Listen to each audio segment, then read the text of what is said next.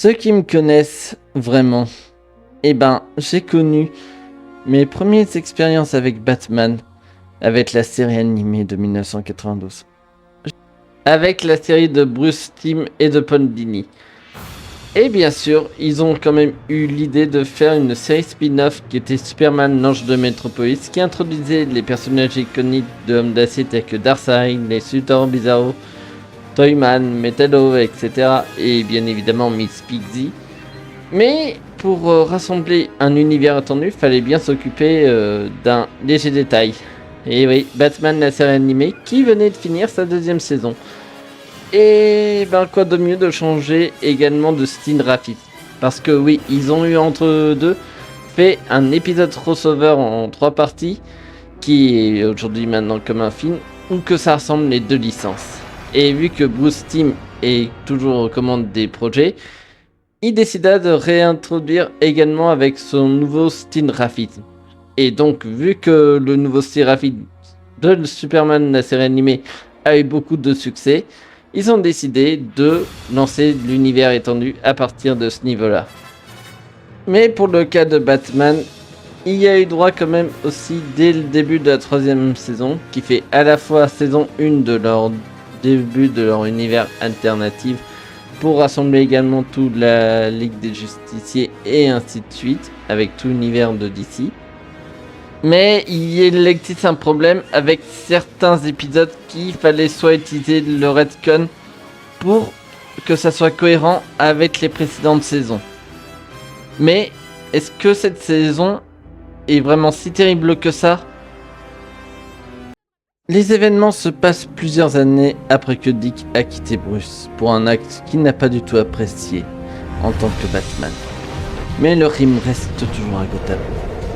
Dans un épisode où ça inclut le 3e Robin, Tim Drake. Car oui, il n'y avait pas de canonisation avec l'amant de Jason, qui est donc le 2e Robin canoniquement. Mais ça a été rattrapé par les New 52 avec tout simplement Red Hood. Mais ça a été rattrapé quelques années plus tard dans une mini-série de comics où que ça confirme que Red Hood est redevenu canon. Mais malheureusement, faut toujours suivre les comics. Bref, revenons à notre Tim Drake, qui enquêtait sur la disparition de son père. Il était non seulement sauvé par Batman, ou plutôt c'est l'inverse, c'est plutôt Tim Drake qui a sauvé Batman et qui l'a inclus dans la Batcave. Mais grâce à un petit événement qui est assez plutôt sympathique, qui introduit quand même le nouveau Robin, avec l'intervention aussi de Barbara Gordon qui avait rejoint quelques saisons plus tôt la Bat Family, mais qui reste plus proche de Bruce pour aider à combattre le crime. Mais il n'y a pas que seulement quelques personnes de la Bat Family qui sont encore là. Les antagonistes aussi sont toujours là. Il y a certains antagonistes qui sont restés dans la chronologie, du moins une tentative de rester dans la chronologie des saisons précédentes. Gunder Jin, qui lui devient un fugitif après sa tentative de redevenir humain, avec un épisode émouvant avec Robin, ou bien Scarface qui revient, mais contre le raid d'Arnon Wesker, à cause de ses anciens sbires. L'épouvantail, lui, est plus terrifiant que jamais dans cette version, et qui a non seulement réussi à endoctriner Batman, mais aussi a pu faire une hallucination à Barbara Gordon, où que là on voit vraiment si Batman réussit à faire face à son fidèle ami, le commissaire Gordon. Et aussi à remettre en question sa condition de super-héroïne. Et franchement, c'est l'un des pires épisodes qu'a fait cette saison. Pas du sens pire que c'est ignoble, mais pire de façon atroce. Et même si Batgirl était morte dans ce rêve, ça l'a profondément touché. Il y a aussi les aventures du Joker, comme par exemple en étant un héritier de certain Monsieur Barlow, ou qu'il est devenu riche, et que malheureusement il s'est fait avoir. Ou bien encore la naissance du Reaper dans cette version, qui, franchement, faisait un petit peu mouche, mais vu qu'il est dans l'univers de Batman de base, et ben pourquoi pas. Et bien sûr, les adaptations de comics. Surtout l'adaptation Mad Love, auquel on apprend plus sur le passé de Harley Quinn, ainsi qu'un triste épisode du retour de Baby Doll, qui était amoureuse de Killer Rock. Et vu qu'on est dans l'univers d'ici, on sait comment ça va se passer. Ou encore l'arrivée de nouveaux antagonistes, comme par exemple Pyrovolt. Oui, c'est comme ça qu'il est surnommé dans la série. Normalement c'est Firefly, mais à ses débuts, ouais, il s'appelait bel et bien Pyrovolt, surtout traduction française chez nous. Ainsi que le retour de Mr. Freeze, qui a littéralement perdu sa tête, mais qui n'a plus rien à voir avec celui qu'on a connu lors des dernières saisons. Y compris dans le film Sub-Zero, auquel il a pu réussir à continuer à reprendre une vie normale. Et attention, ça va spoiler. Donc regardez la saison, mais qui est pour moi l'antagoniste ultime de cette saison, et qui est là du début à la fin, c'est dans les épisodes où il y avait Tim Drake. Car oui, non seulement cet antagoniste-là était là dès son premier épisode, mais aussi surtout qui était là lors du dernier épisode de la saison. Je veux bien évidemment parler de Harvey Dent, aka Double Face, qui est au début et à la fin, avec le personnage du juge, et que je trouve ça plutôt intéressant, mais jamais revenu. Mais il y a tellement d'antagonistes dans cette saison que je ne pourrais pas tous les citer, mais je vais les mettre sur cette vidéo quand même dans ces mentions. Donc faites pause pour voir également tous ces antagonistes qui sont tous géniaux dans cette saison. Mais on a des développements aussi du point de vue des héros, comme par exemple Barbara qui se rapproche de plus en plus de Bruce, mais qui s'adapte un petit peu à son nouveau rôle de super-héroïne pour sauver la ville de Gotham, mais il y a des moments où elle se remet un peu en question. Mais ça... Ou encore Nightwing qui lui aussi évolue. De temps en temps, il vient aider quand même nos héros quand même, mais ça lui arrive aussi de voir quelques moments de travers. Mais on voit que quand même, il s'attache quand même à le nouveau Robin qui est Tim Drake. Mais on apprend quand même aussi de nouveaux trucs sur Dick Grayson, comme par exemple le cirque où est-ce qu'il a vécu, et qu'aussi qu'il est relié avec quand même quelques personnes qui sont bien évidemment aussi même dans un épisode où il y a le chapelier fou qui essaie de contrôler quand même les animaux.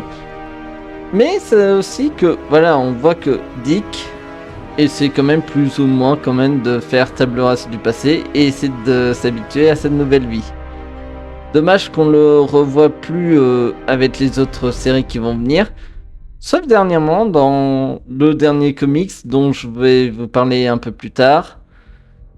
Mais en soi, oui, il y a quand même des évolutions sur les personnages. Pareil pour des personnages secondaires, hein. Par exemple, on a de temps en temps des apparitions quand même de Jim Gordon, de Harvey Bullock.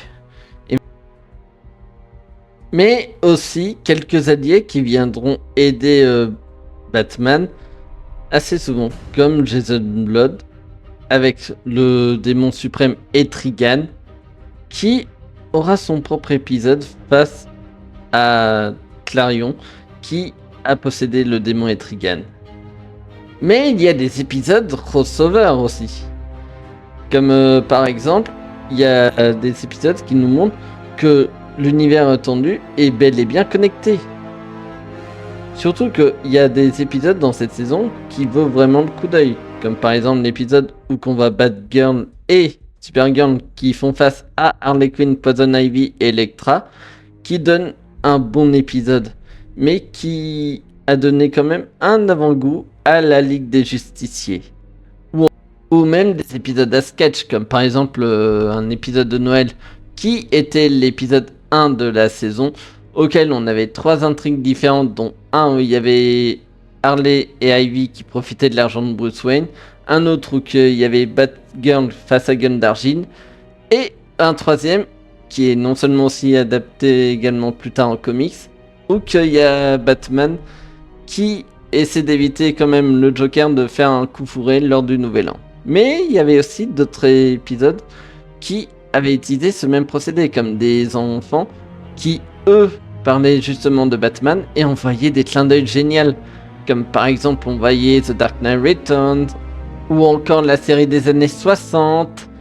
Bref, on voyait quand même qu'il y avait des épisodes qui n'hésitaient pas à rendre hommage à tout ce que faisait Batman depuis même ses débuts, et encore quelques comics qui marchaient encore même à cette époque. Donc on voyait vraiment que la série visait quand même plus également les fans. Et franchement, je trouvais ça quand même dommage que cette série n'avait pas fait ça aussi de temps en temps. Mais ces peu épisodes, franchement, nous donnaient un avant-goût. Et le gamin que j'étais, franchement, j'étais à fond dedans. Malgré que cette saison n'est pas vraiment à la hauteur des autres, elle a au moins son propre univers. Mais son gros défaut, c'est que c'est vraiment beaucoup trop surfé sur le retcon avec les autres saisons. Tout en reliant la série animée Superman, mais ça a un peu de moyens car on a l'impression d'être pas dans les mêmes histoires, surtout certains personnages qui eux ont eu des réactions comme par exemple Nightwing par exemple. Mais est-ce que ça m'empêche de apprécier la saison comme elle est? Eh ben non. Mais la saison aurait pu être encore meilleure. Si ça avait été considéré comme une série à part, mais qui reste dans le même style également de l'univers des précédentes saisons, la série aurait pu être tout à fait stable et aussi aurait pu plaire non seulement à des nouveaux fans, mais aussi à garder les anciens fans. Certes, le changement visuel, quand même, ça fait un petit quelque chose, mais aussi surtout que on peut découvrir quand même Batman grâce à ces deux séries. Malgré que on a vraiment l'impression d'être deux univers différents. Mais ça aurait pu quand même être génial s'ils avaient quand même accepté que c'était deux séries totalement différentes. Mais ça n'empêche qu'on peut toujours découvrir ces séries avec ces deux versions. De toute façon, ça reste la même série. Et aussi surtout que même moi qui ai vu cette série gamin à 5 ans, je vous rappelle, ça devait être vers les années 90, soit 98 directement pour ma part, donc la série Batman était encore active. Et pourtant, j'ai apprécié également, car j'ai découvert Batman grâce à cette version. Certes, il y avait la précédente version où on avait un chara design assez différent, mais cette saison, elle était en cours à mon époque. Et certes, chez nous en France, la VF était arrivée à ce moment-là de cette saison. Mais la série est certes achevée, mais elle n'est pas totalement finie. Car oui, il y a sa suite, Batman le Relève, qui est sorti en 1999, en 2000 chez nous en France, mais la chronologie continue des années plus tard. Et avec la Ligue des Justiciers, Batman et la mystérieuse Batwoman, et c'est loin d'être fini. I care, Joker. About Gotham. About justice. And if it has to end, at least I go out like this. Being Batman.